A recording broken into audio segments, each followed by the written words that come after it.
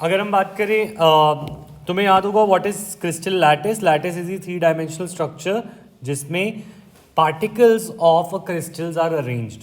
Lattice is the 3D arrangement, ठीक है, of particles in space. What is unit cell? Unit cell was the smallest section, smallest part of the lattice, which when repeated in the all direction generates entire crystal. The smallest portion that on repeating will generate entire crystal. ठीक है. उसके बाद हमने बोला था कि unit cell को हम डिफाइन कर सकते हैं यूजिंग सर्टेन पैरामीटर्स जो कि एंगल्स थे अल्फा बीटा गामा. ठीक है. एंड देयर वर साइड्स कौन कौन सी थी? ए बी और सी. ए बी और सी को हमने लेंथ्स थी, these were the edge lengths, and alpha beta gamma were the angles between these edges. और इन एंगल्स और लेंथ के बेसिस पर we can have 14 types of different Bravais lattices. 14 types of different lattices known as the Bravais lattice. ठीक है. ये 14 Bravais lattices के अंदर हमने कुछ को लर्न करने थे, 2-3 और एग्जाम्पल्स हमने देखने थे जब हम बोर्ड पे जाएंगे. ठीक है. अब coming at Bravais lattice, BRAVAIS, scientist के नाम के पीछे लैटिस. ठीक है. अब बात आ रही है ये 14 Bravais lattices को अगर हम टाइप्स ऑफ यूनिट सेल्स में डिफरेंट करें तो टाइप्स ऑफ यूनिट सेल्स हमारे आते हैं कितने टाइप के? 4. ठीक है. 4 टाइप के यूनिट सेल कौन से हैं? First is called the simple cubic या primitive unit cell. First is called the simple और primitive unit cell. Second one is called the body centred unit cell. Third type of unit cell is the face centered unit cell, and the fourth type is the edge centered unit cell.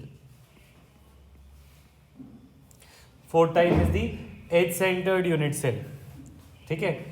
अब इन सब में difference क्या है? What is the difference in different types of unit cells? अब हमें वो देखना है. ठीक है. First starting with the primitive unit cell. जो प्रिमिटिव यूनिट सेल होता है, प्रिमिटिव यूनिट सेल के ये तुम देख सकते हो ये स्ट्रक्चर. तो ये देखो ये एक प्रिमिटिव यूनिट सेल है. इस प्रिमिटिव यूनिट सेल में सिर्फ एजेस पर एटम्स होते हैं. तो एक प्रिमिटिव यूनिट सेल वो होता है जिसके अंदर एजेस पर atoms are only present. Atoms या बोलूं पार्टिकल्स, जरूरी नहीं वो एटम हो, आयन हो सकते हैं. ठीक है. मेटल एटम्स हो सकते हैं, हमने पढ़ा था ना डिफरेंट टाइप के. तो particle only present at the corners. 8 corner पे 8 एटम होंगे एक यूनिट सेल में.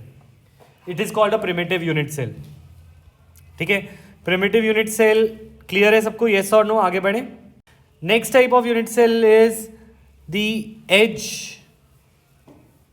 Body centred unit cell. तो बॉडी सेंटर्ड यूनिट सेल में अगर तुम ध्यान दो तो इसके अंदर बॉडी सेंटर्ड में देर आर 8 कॉर्नर्स पर, 8 एट द कॉर्नर्स,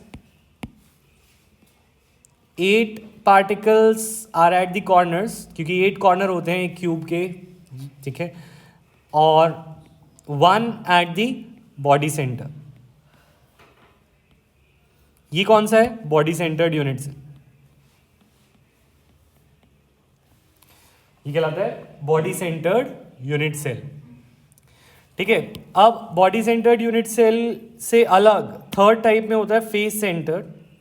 और फेस सेंटर्ड यूनिट सेल में अगर तुम ध्यान दो तो देर आर, देखो तुम एक फेस को देखो, ये एक फेस है, ये ऊपर वाला एक फेस है, कॉर्नर्स पर है एक ये फेस है. ठीक है ना. ऐसे अगर मैं इधर का एक फेस को कलर करूं तो ये दूसरा फेस है. ऐसे टोटल हमारे पास कितने फेसेस होंगे? अगर मैं नीचे वाला फेस करूं तो ये नीचे वाला फेस है. How many faces are there in a cube? 6 faces. तो हर एक फेस के सेंटर पर, रिकॉर्ड करना भूल गया, there is a face centred unit cell में फेस के सेंटर पर भी एक होगा और कॉर्नर्स पे भी होगा। तो फेस सेंटर्ड यूनिट सेल की अगर हम बात करें तो फेस सेंटर्ड यूनिट सेल में 8 at the corners, 8 particle corner पे हैं and 6 at each corner, 6 at faces. वैसे तुम इससे ना गलती ना कर बैठो, ये सिर्फ अभी हमने पूरे एटम्स नहीं है, ये आधे अधूरे एटम्स को काउंट कर रहे हैं, अभी हम पूरे एटम्स को नहीं काउंट किया है। 6 एट दी फेसेस, तो मतलब क्या है, क्योंकि 6 फेसेस हैं तो 6 फेस पे, फेस का मतलब फेस के सेंटर पर, फेस सेंटर्ड, और कॉर्नर्स पे।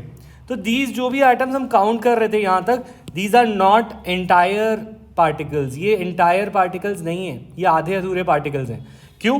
क्योंकि अगर तुम इस कॉर्नर पे प्रेजेंट एक एटम को देखो, ये पार्टिकल को देखो, ये सिर्फ इसका पार्ट नहीं होगा, इसके साथ वाले और भी यूनिट सेल्स का पार्ट होगा। क्यों? क्योंकि एक के बाद एक यूनिट सेल आपस में पड़े हुए हैं। तो इसको देखने के लिए सबसे अच्छा एग्जाम्पल बुक में ये डायग्राम बना रखा है, तुम ये देख सकते हो। अगर बॉडी सेंटर वाला एक सेंटर पे जो है वो पूरा का पूरा एक यूनिट सेल के अंदर आ रहा है, पर तुम कॉर्नर वाला देखो, कॉर्नर वाला सिर्फ 1/8 पार्ट आ रहा है। कॉर्नर वाले का कितना आ रहा है? 1/8 पार्ट।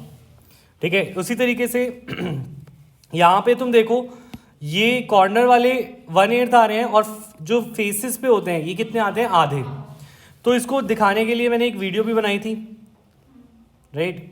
तो देखो, कॉर्नर्स हैं 8 और 1/8 पार्ट ऑफ ईच कॉर्नर इस यूनिट सेल के अंदर आता है। तो टोटल पार्ट कितना आता है एक प्रिमिटिव यूनिट सेल में? 8 × 1/8, दैट इज, तू क्यों आ रहा है मीटिंग में? प्रियांश है? अच्छा, नेक्स्ट मैं रिपोर्ट कर दूंगा तुम्हारी सारी क्लासेस ऑफ जूम पे, ठीक है। अब जिसकी भी थी गया वो। अच्छा चलो नेक्स्ट, मेरी बात सुनो। 8 कॉर्नर्स, 1/8 पोर्शन, तो टोटल कितना आया? 1 atom inside a unit cell. तुम ये समझो अच्छा मनप्रीत, तुम ये बात समझो, ये कॉर्नर पे एक एटम है, येस और नो मनप्रीत? ध्यान से देखिए, ये जो कॉर्नर वाला आइटम है ये कितने यूनिट सेल का पार्ट है? देखो ये बॉक्सेस, कितने बॉक्सेस का पार्ट है? 1 2 3 और एक इसके पीछे और 4, दैट मींस मैं नीचे वाले चारों का पार्ट होगा वो नीचे की लेयर में होगा, और ऊपर के 4 का भी पार्ट होगा। ये 4 जो नीचे की लेयर वाले, मैं कह सकता हूँ जो कॉर्नर पे प्रेजेंट होता है एक एटम, वो कॉर्नर पे प्रेजेंट होने वाला सिर्फ 1/8 पार्ट देता है एक यूनिट सेल के अंदर, यस और नो? हटाया 2 3 4 और एक प्रिमिटिव यूनिट सेल में ऐसे 8 कॉर्नर्स हैं, हर एक 8 कॉर्नर में से 1/8 पार्ट आएगा, तो टोटल कितना पार्ट आ जाएगा? टोटल एक एटम में कितना होगा वो? यूनिट सेल्स में। Is this clear now? तो जब कोई एटम कॉर्नर पे प्रेजेंट होता है तो 4 एक लेवल पे, सेकंड पे आते हैं। Let us go to second type of unit cell. Second type of unit cell is 8th portion body centred पे आती है, एक यूनिट सेल में आएगा। क्योंकि अगर कोई चीज़ 8 चीज़ों में शेयर होती है तो हर एक यूनिट सेल में उसका 1/8 था, ठीक है, राइट। तो तुम इसको बॉडी सेंटर्ड यूनिट सेल में अगर हम बात करें, टोटल 8 क्यूब्स में एक एटम शेयर हो रहा है। नेक्स्ट हम देखते हैं कि एक एटम का कितना पार्ट बॉडी सेंटर्ड से पहले ये है फेस सेंटर यूनिट सेल में। तो अगर हम फेस सेंटर की बात करें, कोई कॉर्नर पे नहीं, फेस पे प्रेजेंट होता है, फेस के सेंटर पे। तो सेकेंड हम फेस सेंटर देख रहे हैं। जब हमने इसके फेस पर लगा दिया तो देखो ये एक फेस के सेंटर पे हमने एटम लगा दिया, ये फेस का सेंटर है, यस और नो? देखो एक बार अभी जो फेस के सेंटर पे एक एटम है, और देखो ये कितने यूनिट सेल में शेयर होगा? एक इस यूनिट सेल में, और जो इसके साथ में यूनिट सेल होगा जो ये वॉल जिसके साथ शेयर हो रही होगी, ये 2 में शेयर होगा। दैट मींस जो सेंटर, जो फेस के सेंटर पर यूनिट पार्टिकल होता है, it is being shared into 2 units. वो 8 में नहीं शेयर हो रहा, 4 में नहीं हो रहा, क्योंकि वो 2 ही, एक वॉल 2 में शेयर होती है। That is why it is being shared in the 2 unit cell.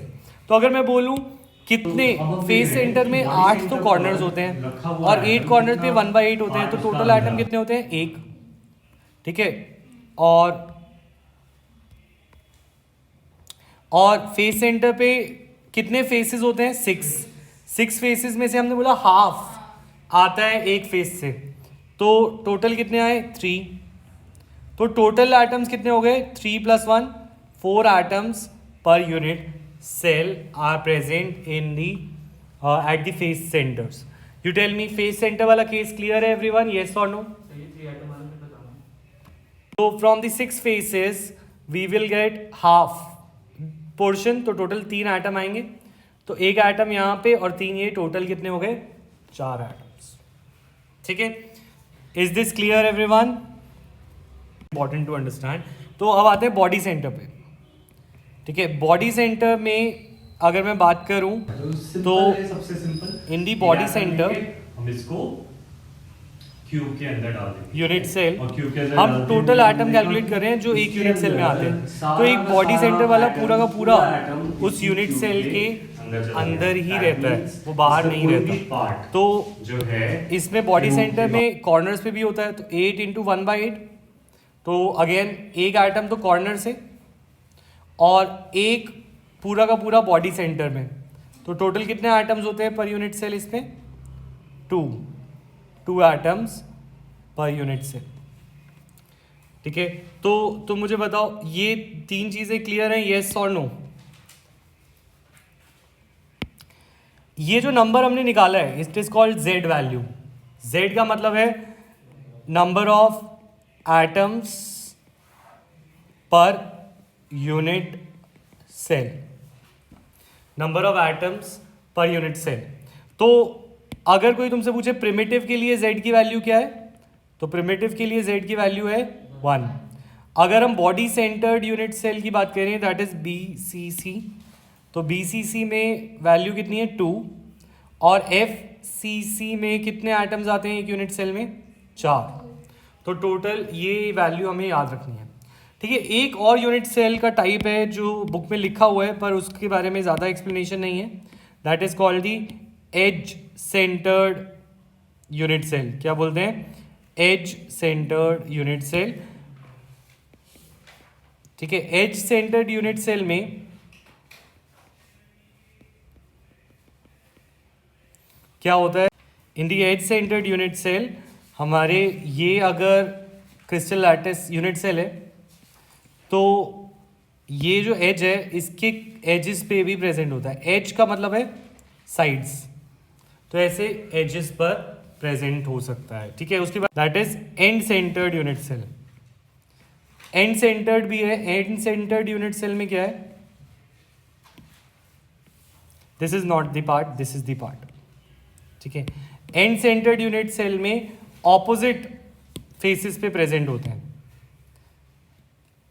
particles are present at opposite faces। हाँ, you can write the short forms FCC and BCC, वो बुक ने भी लिखी हुई है।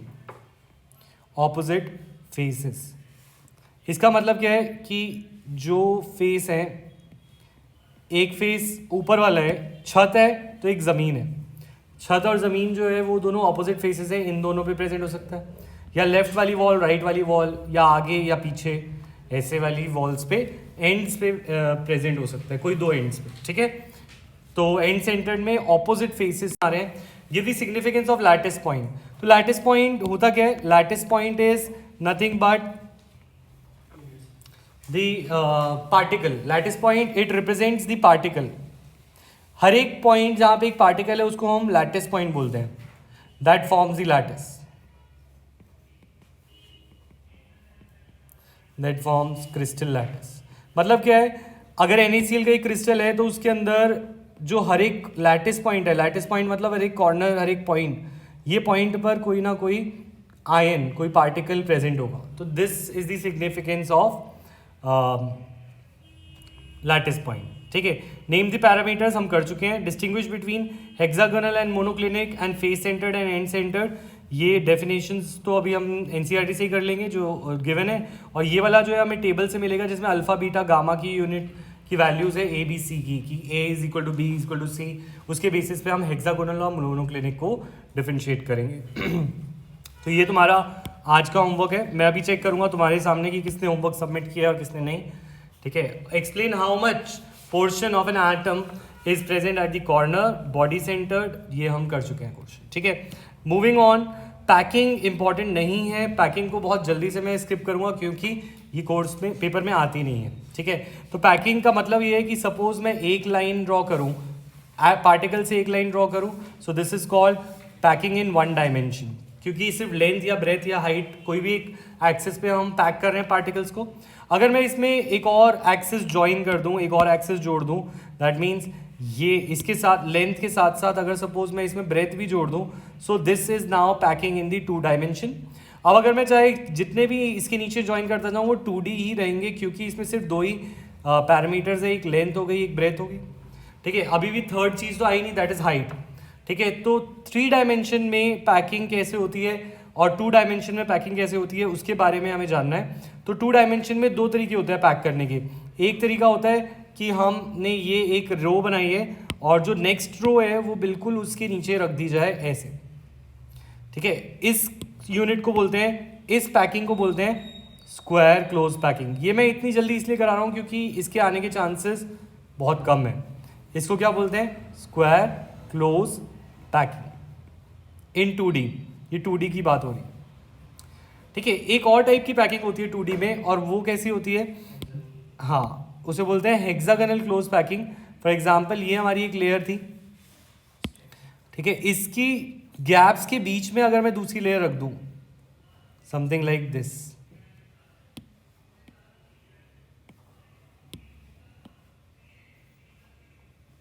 तो देखो ये पैकिंग और ये पैकिंग डिफरेंट है। ये इसके अंदर जो कॉर्नर है, जिसका जो सेंटर है, उसके सेंटर के नीचे ही एक और स्फीयर प्रेजेंट है, इसे बोलते हैं स्क्वायर क्लोज पैकिंग। और इसके अंदर देखो, अगर तुम ध्यान दो, यहाँ पे जो सेंटर है, इसके सेंटर के नीचे कोई नहीं है, तो इसके बाद ये दो यहाँ पे आ रहे हैं और फिर वापस से एक बीच में आ रहा है। तो this type of packing forms a hexagon अगर हम सेंटर को ज्वाइन करते हैं।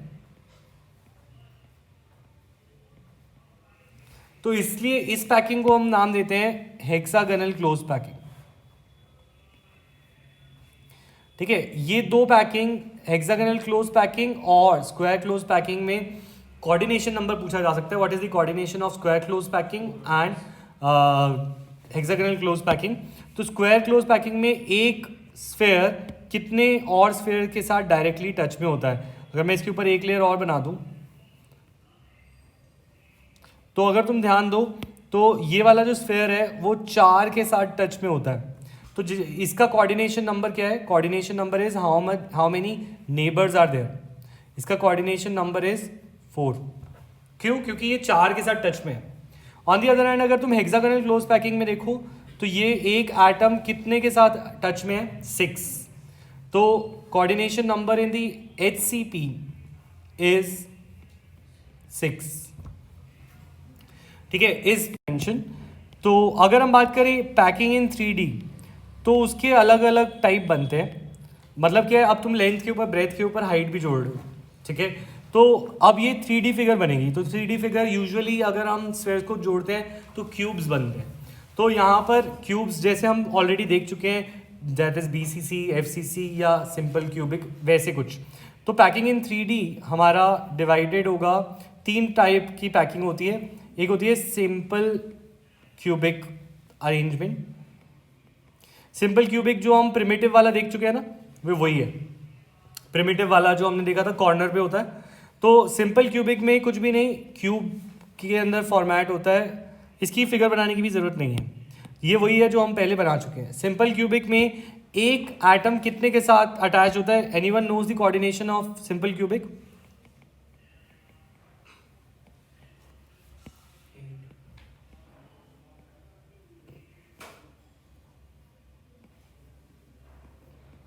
देखो यहाँ पे अगर एक एटम है,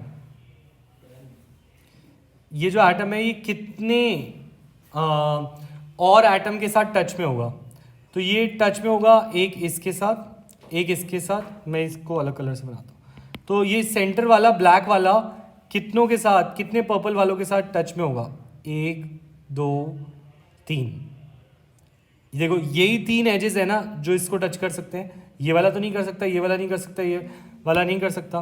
दैट मीन्स ये जो ग्रीन वाले हैं ये इसके साथ टच में नहीं है, ठीक है। अब ऐसे अगर हम, ये तो सिर्फ हमने एक ही यूनिट सेल के अंदर देखा, अगर हम इसको और यूनिट सेल के साथ देखेंगे तो 1 2 3 नीचे, ऐसे ऊपर भी एक होगा, जैसे नीचे एक है वैसे एक एज ऊपर भी आएगा, एक राइट में भी आएगा और एक आगे भी आएगा, तो टोटल कितने आएंगे 6। ठीक है, तो इसका कोऑर्डिनेशन नंबर कितना होगा 6। तुम इसको ऐसे सोच सकते हो, सोच नहीं सकते अभी, ठीक है, अभी इसको टच का मतलब है एग्जैक्ट नेबरिंग, इसको सोचना मुश्किल है। कैसे?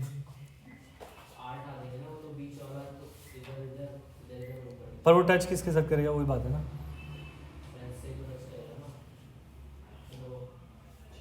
अच्छा देखो, मैं ये बात कर रहा हूँ कि तुम ये लाइंस को देखो, ये ब्लू वाली लाइंस, ये ब्लू वाली लाइंस जो इस स्फेयर से निकल रही हैं, इन पे ध्यान दो। ठीक है, ये जो ब्लू वाली लाइंस है ये इसके इमीडिएट नेबर हैं, ये ग्रीन वाले इसके इमीडिएट नेबर नहीं है, ये नहीं है 3। तो इसमें इस यूनिट सेल में यहाँ पे हमें 3 दिख रहे हैं पर्पल वाले, जो इससे डायरेक्ट टच हो सकते हैं, डायरेक्ट नेबर्स हैं इसके, क्योंकि वो सेम एक्सिस पे। अब अगर मैं इसके अलावा इस एक्सिस को ऊपर बनाऊं, ठीक है, इस एक्सिस को इधर बनाऊं और इस एक्सिस को इधर बनाऊं, ये तो मेरे पास और कितने एटम्स आएंगे, एक इधर आएगा, एक इधर आएगा और एक इधर आएगा, तो टोटल 6 होंगे। ये तुम्हें करके देखना पड़ेगा या फिर मैं इसकी वीडियो बनाऊंगा, ऐसे समझ नहीं आएगा। ठीक है, द थिंग इज तुम इसको दिमाग में लगाओगे तो तुम्हें समझ आएगा कि ये वाला जो कॉर्नर वाला है वो कितनों के साथ डायरेक्ट टच में आ सकता है। तो कोऑर्डिनेशन नंबर 6 इसके अंदर रहेगा।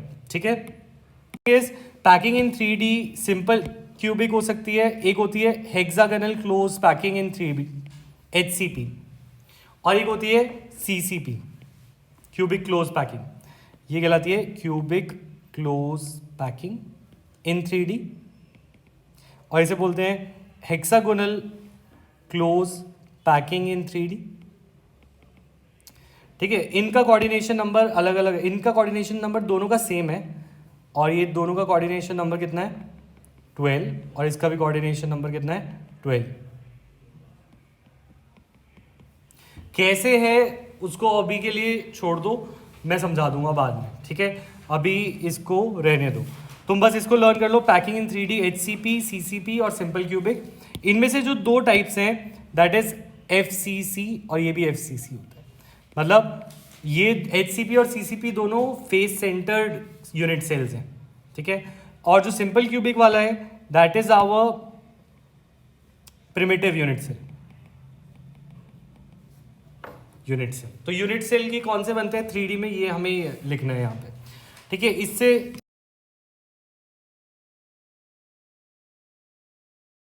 लेयर्स को, एक लेयर को दूसरी लेयर के ऊपर रखते हैं, दैट मीन्स 3D बनाते हैं, क्योंकि लेंथ और ब्रेड्थ तो है, इसके ऊपर हाइट और जुड़ती है। जब एक लेयर के ऊपर दूसरी लेयर आती है तो उसकी हाइट जुड़ती है।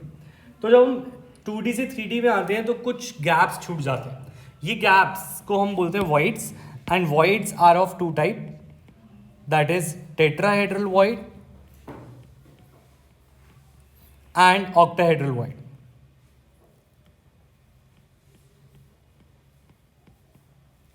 टेट्राहेड्रल एंड ऑक्टाहेड्रल वॉइड का मतलब ये है कि देखो, जो हमारे ये वाला जो वॉइड है जिसमें एक साइड पे वो एटम से क्या हो गया कवर, ठीक है, तो वो वॉइड कहलाता है टेट्राहेड्रल। मतलब क्या है, तुम ये समझो मैंने एक लेयर बनाई,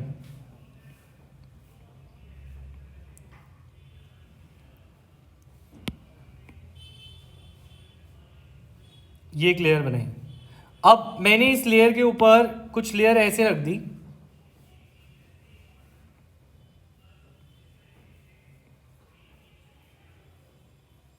ठीक है, तो तुम यू कैन सी नीचे वाली लेयर का जो वॉइड है, जो रेड वाली लेयर का वॉइड है, वो ग्रीन वाले स्फीयर से क्या हो गया कवर हो गया। ठीक है, ऐसा वॉइड जिसमें ये कवरिंग हो जाती है एक साइड पे, उस वॉइड को हम बोलते हैं टेट्राहेड्रल वॉइड। ठीक है, ऑन दी अदर हैंड कभी कभी ऐसा होता है कि एक लेयर का वॉइड दूसरे लेयर के वॉइड से जुड़ जाता है।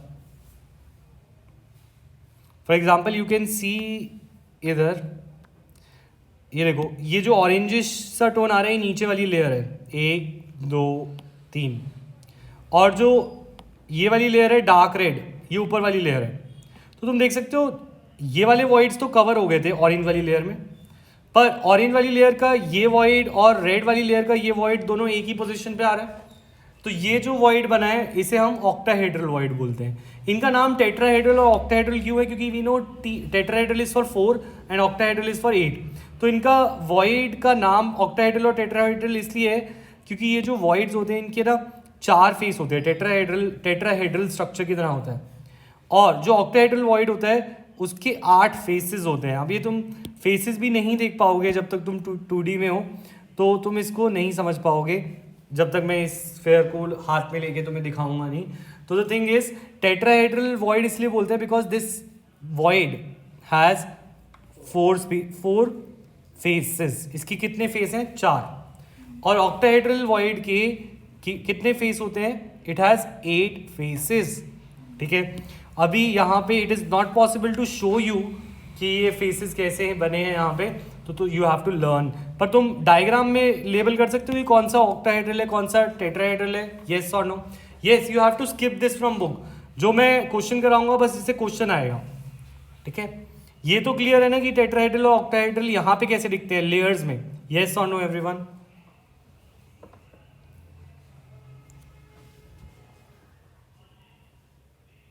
ठीक है, अब होता क्या है, वॉइड्स का एक फॉर्मूला है। अगर नंबर ऑफ पार्टिकल्स को हम बोल दें n, अगर नंबर ऑफ पार्टिकल्स हैं n, तो टेट्राहेड्रल वॉइड डबल बनते हैं जितने पार्टिकल्स हैं उसका। मतलब अगर तुमने 16 पार्टिकल लिए हैं तो 32 टेट्राहेड्रल वॉइड्स बनते हैं। और ये हमने ऑब्जर्व किया है जब हम एक लेयर को दूसरे ग्रुप के रख रहे थे। और नंबर ऑफ पार्टिकल्स अगर n है तो ऑक्टाहेड्रल वॉइड कितने बनते हैं? वो बनते हैं उतने ही जितने पार्टिकल्स हैं। You can see for yourself. तुम यहाँ पे देखो, ऑक्टाहेड्रल वॉइड तुम्हें इस लेयर में ज्यादा दिख रहे हैं टेट्राहेड्रल। अगर तुम इतना सा पोर्शन देखो, ये पोर्शन,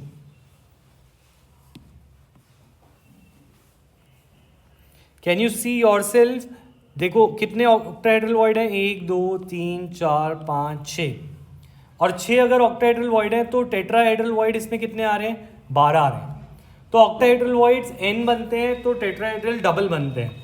ठीक है, और ये नंबर ऑफ पार्टिकल्स हैं, ये जो रेड और ऑरेंज पार्टिकल्स हैं उनको काउंट करके अगर हम देखें कितने वॉइड्स बनते हैं, तो ये उन वॉइड्स का नंबर के साथ रिलेशन है। अगर तुमने पार्टिकल्स n लिए हैं तो टेट्राहेड्रल वॉइड 2n बनेंगे और ऑक्टाहेड्रल बनेंगे n। ये वेरी वेरी इंपॉर्टेंट बात है, इसके ऊपर क्वेश्चन पक्का आता है कि ये इतने वॉइड्स हैं, इतने वॉइड्स में इतने प्रेजेंट है, तो इसका फॉर्मूला बताओ। इस क्वेश्चन को हम करते हैं। ठीक है, n पार्टिकल है, नंबर ऑफ पार्टिकल जो ये लैटिस को बना रहे हैं।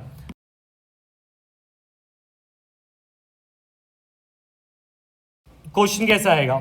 ये क्वेश्चन आएगा कंफर्म्ड, और कुछ भी नहीं आएगा इससे। क्वेश्चन ऐसे आएंगे कि 2 elements are x and y। ठीक है, y फॉर्म CCP, कह रहे y फॉर्म्स CCP, यानी कौन सा? Cubic close packing. ठीक है, and element x occupy all the octahedral voids. x क्या ऑक्यूपाई करता है? Octahedral voids. अब मैं ये पूछ रहा हूं कि लैटिस कौन सा बना रहा है? CCP इज द लैटिस का टाइप CCP है, तो लैटिस कौन बना रहा है? x या y? y बना रहा है। तो let the particles of y be n, let particles of y be n particles हैं जो y के हैं। ठीक है, अब अगर मैं बात करूं पार्टिकल्स ऑफ x कितने होंगे?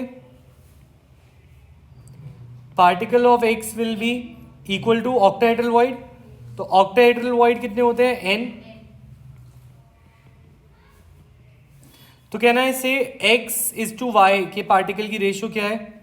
n इज टू n यानी कितनी रेशियो है ये? 1:1। तो फॉर्मूला ऑफ कंपाउंड क्या हुआ? x1 y1। देखो क्वेश्चन समझो और आंसर सोल्यूशन समझो। डाउट है तो मुझे बोलो, इसमें कोई भी डाउट है तो। देखो y जो है वो CCP बना रहा है, तो y के पार्टिकल्स को n ले लिया, और x कह रहा है वो ऑक्टाहेड्रल वॉइड में प्रेजेंट है। x is equal to octahedral voids, और ऑक्टाहेड्रल वॉइड्स उतने ही होते हैं जितने पार्टिकल्स होते हैं, that is n/n, that is 1:1. तो x और y की फॉर्मूला क्या आया, xy. कंपाउंड का क्या फॉर्मूला आया, xy. Is this question clear, yes और no?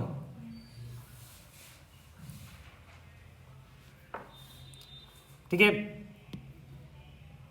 Can we do the next question, example 1.2. Question कह रहे हैं atoms of B forms HCP. B forms HCP, तो B को मैं N ले लेता हूँ, let the particle of B be N. और वो कह रहे हैं A occupies 2/3 of tetrahedral voids. Tetrahedral voids कितने होते हैं, 2n. टेट्राहेड्रल वॉइड्स होते हैं 2n. तो टेट्राहेड्रल का 2/3 that will be equal to 4/3 of n. तो अगर मैं A/B की रेशियो लेना चाहूँ तो A/B की रेशियो होगी 4/3n is to 4/3n, sorry 4/3n into n is to n. ठीक है, तो इसको अगर मैं करूँ तो दैट इज इक्वल टू 4:3. तो A/B की रेशियो क्या है, 4:3. दैट इज कंपाउंड का फॉर्मूला क्या होगा, A4B3.